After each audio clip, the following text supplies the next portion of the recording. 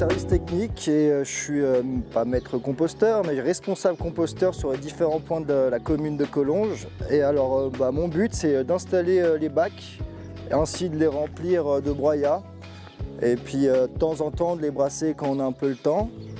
Nous avons donc 2 sites gérés par la commune et ensuite le reste géré par des bénévoles qui ont été justement formés par la CCG. Après, du coup, j'invite nos collègues bénévoles à venir. Je suis responsable du site du coin. Et je suis Caroline, donc pour le site du Fer à Cheval. C'est 2 sites de compostage qui sont publics, donc dans lesquels les gens de Collonges peuvent venir apporter leurs déchets de table, déchets de cuisine uniquement. Oui. Et qui sont gérés par donc, une équipe de bénévoles. On a été formés à la communauté de communes et ce sont des sites qui fonctionnent depuis peut-être une petite dizaine d'années.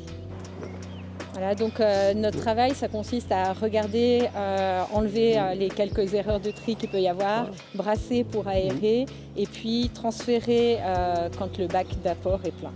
Alors donc nous sommes des bénévoles de Collonges, des guides référents de compostage formés par la communauté des communes. Donc nous sommes intéressés depuis plusieurs années à installer des composteurs soit en résidence privée, soit en site public comme le Petit Théâtre et le Coin. Donc moi c'est Véronique et moi je suis plus, donc je gère on va dire l'équipe le petit site, le petit groupe École de compostage de Collonges où on échange les bonnes pratiques, on intègre les gens qui s'intéressent au compostage. Et donc je m'occupe du composteur privé de la résidence Le Green Park qui a été le premier installé à Collonges il y a une dizaine d'années. Moi je suis Caroline, je fais partie de l'équipe qui gère, l'équipe de bénévoles qui gère les bacs de compostage du Petit Théâtre. Et moi je suis Didier, je suis responsable du centre de compost du parking du coin. Et je m'occupe également celui du Petit Théâtre avec Caroline. Donc on s'occupe également de renseigner les gens qui ont des questions. Les usagers peuvent venir vers nous. Nous aussi, on les met en relation à la communauté des communes quand ils veulent mettre en place des composteurs, soit dans leur résidence, soit dans leur propriété privée. Donc on peut accompagner, par exemple, venir voir quel est l'emplacement qui est le plus favorable et puis donner les conseils pour bien démarrer le compost. Surtout des conseils. Et quand il y a des problèmes à l'installation ou que ça ne démarre pas assez vite, on peut se déplacer gratuitement, on fait ça, et pour conseiller les gens. Le bac de dépôt où les gens sont censés mettre leurs déchets de table, les épluchures de légumes, les fruits, surtout pas de poisson, ni viande, ni fromage. Tout est à déposer ici. Et il ne faut pas non plus des dépôts de tonte et de haies. C'est interdit. Ça va à la déchetterie.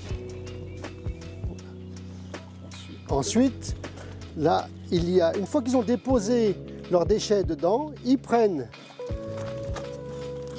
avec la casserole ou avec le récipient la matière sèche du broyat qui vide sur leurs déchets dedans.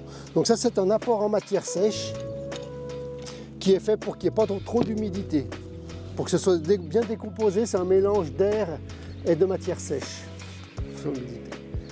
Et là, le dernier bac, c'est qu'une fois que celui-ci est plein, eh ben, les responsables du site de compost transfèrent ici dans le bac de maturation qui va rester quelques mois à finir la maturation et au bout de quelques mois, peut-être plusieurs mois, eh ben, le compost sera mûr et pourra être utilisé.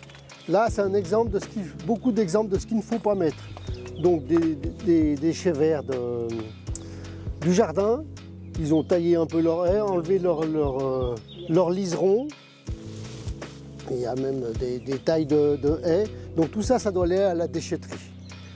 ne doivent être mis dans ce bac que les déchets de cuisine.